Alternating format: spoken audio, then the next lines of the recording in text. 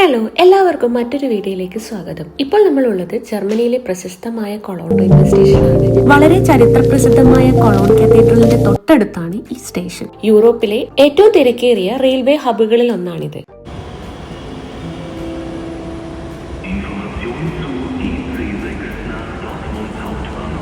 ഇതാണ് ഇവിടുത്തെ ആറി റീജിയണൽ എക്സ്പ്രസ് ട്രെയിൻ. ആ കാണുന്ന വൈറ്റ് ട്രെയിൻ ആണ് കേട്ടോ ജർമ്മനിയിലെ ഫാസ്റ്റ് ട്രെയിൻ IC അഥവാ ഇന്റർസിറ്റി എക്സ്പ്രസ്. ഇതാണ് നമുക്ക് പോകേണ്ട ട്രെയിൻ. യാത്രക്കാർക്കായി ഒരുപാട് സൗകര്യങ്ങളുള്ള ട്രെയിനാണിത്. ഫ്രീ വൈഫൈ, ട്രെയിനിലുള്ള റെസ്റ്റോറൻറ്റ്, ലഗേജ് സ്റ്റോറേജ് സൗകര്യം, ഫാമിലി ആയിട്ടും ബിസിനസ് യാത്ര ചെയ്യുന്നവർക്കും പ്രത്യേക സെക്ഷനുകൾ, അങ്ങനെ പോകുന്നു സൗകര്യങ്ങൾ. ഇവിടെ ഞാൻ കണ്ട പ്രത്യേകത എന്താണെന്ന് വെച്ചാൽ ജർമ്മൻസിന് ഭയങ്കര ക്ഷമയാണ്. ട്രെയിനിൽ നിന്ന് യാത്രക്കാർ ഇറങ്ങുന്നത് വരെ ക്ഷമയോടെ ഡോറിൻ്റെ സൈഡിൽ വെയിറ്റ് ചെയ്ത് അധികവും ക്യൂ നിന്നാണ് ട്രെയിനിൽ കയറുന്നത് കണ്ടിട്ടുണ്ട്. ഇതൊരു ഡബിൾ ഡെക്കർ ട്രെയിനാണ് കേട്ടോ. ഞങ്ങളുടെ ഇത് താഴെയാണ് സീറ്റ് വരുന്നത്.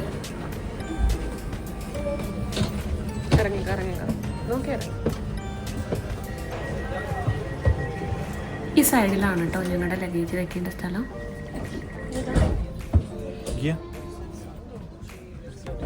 ഇവിടെയാണ് ഞങ്ങളുടെ സീറ്റ്. ഇന്ന് ഒരു വ്യാഴാഴ്ചയാണ്, മാത്രമല്ല ഈ സമയം 7 മണിയായി വൈകുന്നേരം. അതുകൊണ്ട് തന്നെ അധികം റഷില്ല ട്രെയിനിൽ. എന്നാലും ഞങ്ങളുടെ സീറ്റ് ഓൾറെഡി റിസർവ് ചെയ്തിട്ടുണ്ടായിരുന്നു. ഈ സ്ക്രീനിൽ നമ്മൾ ട്രെയിൻ എവിടെയൊക്കെ സ്റ്റേഷനിൽ നിർത്തുന്നത്, എത്ര സ്പീഡിലാണ് പോകുന്നത് എല്ലാം കാണിക്കും. ഇന്നത്തെ ഡേറ്റും ടൈമും അതുപോലെ തന്നെ ഡെസ്റ്റിനേഷനൊക്കെയാണ് കാണിക്കുന്നത്. ഇപ്പോൾ WC റെഡ് കാണുന്നത് ടോയ്ലറ്റിൽ ആളുണ്ട് എന്നാണ്.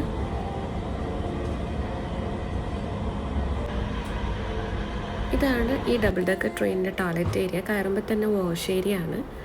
ഒരാൾക്ക് നിൽക്കാൻ പറ്റുന്നൊരു സ്പേസ് ഉണ്ട് ഇതിനകത്ത്.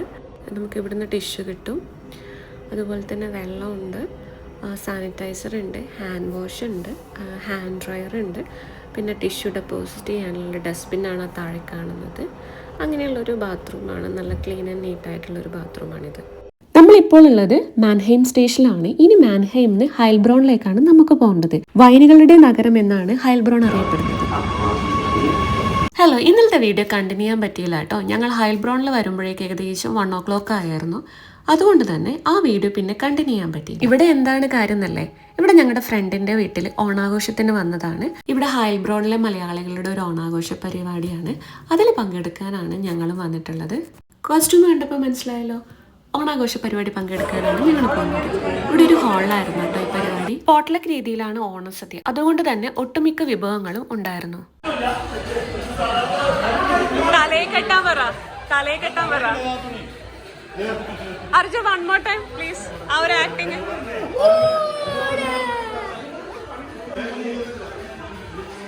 അപ്പോഴേ ചിലപ്പോ ഒറ്റയടിക്ക് എല്ലാം തിരിക്കാവൻ തന്നെ ഓൺ ചെയ്യേണ്ടത്. ഒരു പ്ലേ ഏരിയ ഉള്ളത് കൊണ്ട് തന്നെ കുട്ടികളും ഭയങ്കര ഹാപ്പി ആയിരുന്നു കേട്ടോ ഈ ഒരു സെലിബ്രേഷൻ സമയത്ത്. നമ്മുടെ ആദ്യത്തെ ഒരു സംരംഭമാണ് ഹൈൽബ്രോണിന്റെ. നമ്മൾ ആദ്യമായിട്ട് ഇങ്ങനെ ഒരു ചെറിയൊരു കുടുംബം പോലെ ഓടുന്നത്. ഒത്തിരി സന്തോഷം. നമുക്ക് ഇത് തുടക്കമായിക്കട്ടെ, നല്ലൊരു തുടക്കമായിക്കോട്ടെ. നമ്മുടെ പ്രധാന അതിഥിക്ക് ഞാൻ മൈക്ക് കൈമാറുകയാണ്.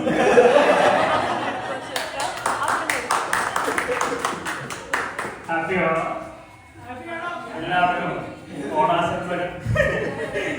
ഇതൊരു നല്ല ഉറക്കമാവട്ടെ.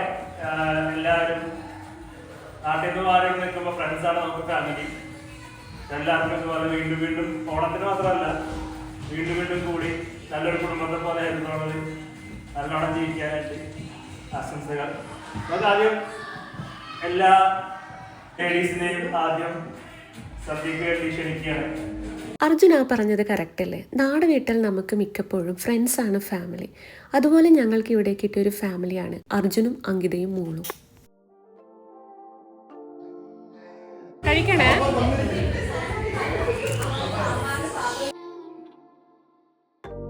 സദ്യ ഉണ്ടാക്കിയിരിക്കുന്നത് പോട്ട്ലക്ക് രീതിയാണ്. അതിൻ്റെ ഒരു പ്രത്യേകത എന്താണെന്ന് വെച്ചാൽ കേരളത്തിലെ മിക്ക ജില്ലക്കാരുടെയും ടേസ്റ്റ് അറിയാൻ പറ്റും. അടിപൊളി സദ്യ ആയിരുന്നു കേട്ടോ. എല്ലാ ഐറ്റങ്ങളും ഉണ്ടായിരുന്നു.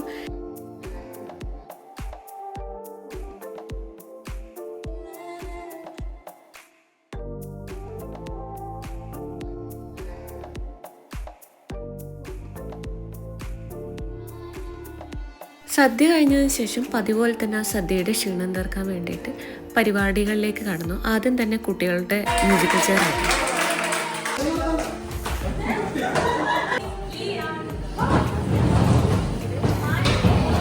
സുന്ദരിക്കൊരു പൊട്ടുതൊടൽ പരിപാടിയില്ലാതെ എന്ത് ഓണാഘോഷം അല്ലേ?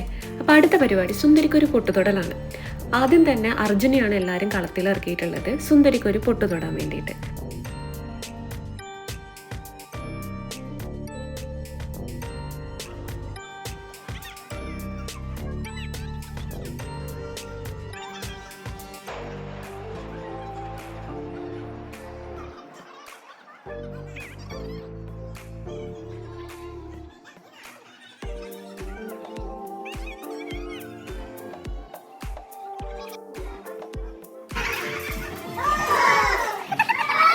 ബാക്ക്ഗ്രൗണ്ടിൽ സോങ് ഉള്ളതുകൊണ്ട് തന്നെ കോപ്പിറൈറ്റ് കിട്ടുമെന്ന് ചോദിച്ചിട്ടാട്ടോ വീഡിയോയുടെ സ്പീഡ് കൂട്ടിയിരിക്കുന്നത്.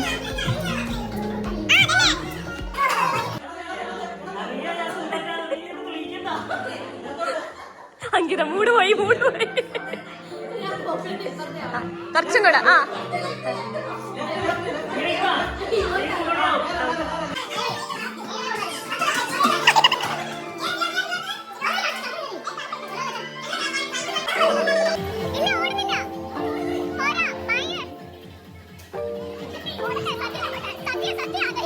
കലാപരിപാടിക്ക് ശേഷമുള്ള കാര്യം എന്താണെന്ന് വെച്ചാൽ ബാക്കി വന്നിട്ടുള്ള സദ്യകൾ എല്ലാ വീട്ടിലേക്കും മാക്സിമം എത്തിക്കുക എന്നതാണ്.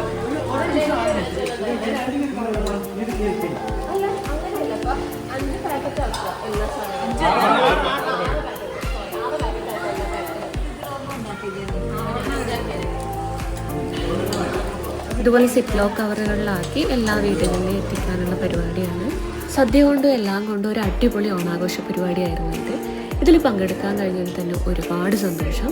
ഇതിന്റെ പിന്നിൽ പ്രവർത്തിച്ച എല്ലാവർക്കും നന്ദി.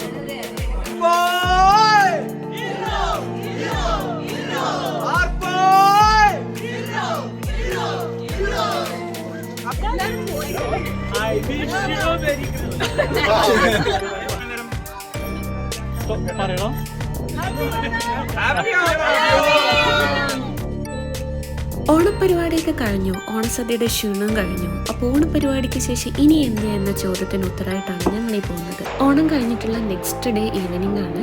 ഇത് ഹൈബ്രോണിലുള്ള ഒരു പബ്ലിക് പാർക്കാണ്. നല്ല ഭംഗിയില്ലേ കാണാൻ വേണ്ടിയിട്ട്. സാധാരണ സമ്മറിൽ ഇവിടെ ഒഴിവ് ദിവസങ്ങളിൽ ഇതുപോലെ പാർക്കിൽ ഗ്രില്ലിംഗ് പരിപാടികളൊക്കെ നടക്കാറുണ്ട്. ഇപ്പോൾ ഓട്ടം സ്റ്റാർട്ടായി, എന്നാലും പാർക്കിൽ അത്യാവശ്യം തിരക്കുണ്ട്. ഗ്രില്ലിങ്ങും മറ്റിങ്ങനെ ഫാമിലി ആയിട്ട് ഒത്തുകൂടിയിട്ടൊക്കെ.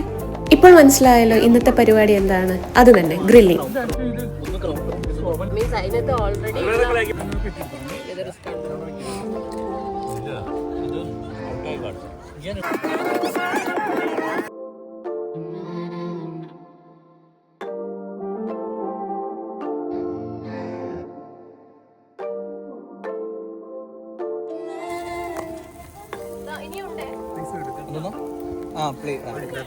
നിങ്ങൾ പ്ലേസ് ചിക്കൻ അടുത്ത റൗണ്ട് നോക്ക്.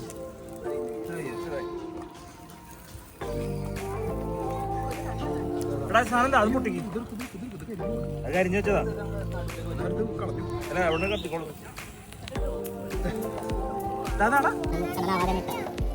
ഇത് കത്തിച്ചെടുക്കത്തിൽ പണിയാണ്. ഇതിനകത്ത് കർപ്പൂരട്ട നന്നായിട്ട് ആൾ കത്തും.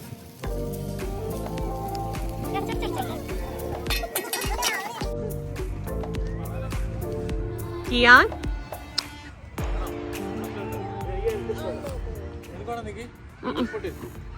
അപ്പൊ മനസ്സിലായി.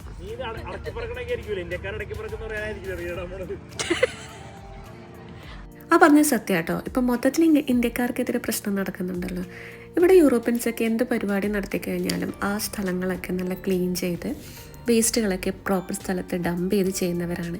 അങ്ങനെ ചെയ്ത് കഴിഞ്ഞാൽ ആരും പ്രത്യേകിച്ച് ഒരു കംപ്ലൈൻറ്റും പറയില്ല. അപ്പോൾ ഞങ്ങളുടെ ഗ്രില്ലിങ്ങും ക്ലീനിങ് പരിപാടിയൊക്കെ കഴിഞ്ഞു. ഈ വീഡിയോ ഇഷ്ടപ്പെട്ടിട്ടുണ്ടെങ്കിൽ ചാനൽ ഒന്ന് സബ്സ്ക്രൈബ് ചെയ്തേക്കണേ.